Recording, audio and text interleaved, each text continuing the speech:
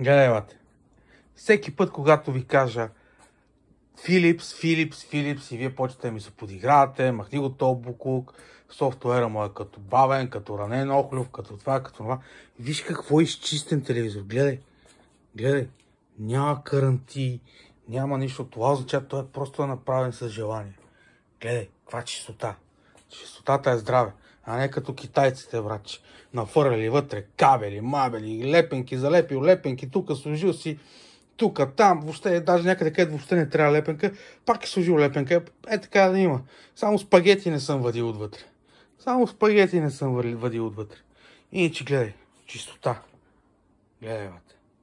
55-инчов телевизор на 6 години, 7, сега ще се направи, ще изкара още толкова. Така че като кажа и като ми напише някой имейл какъв телевизор да си купя, като му кажа LG, Samsung,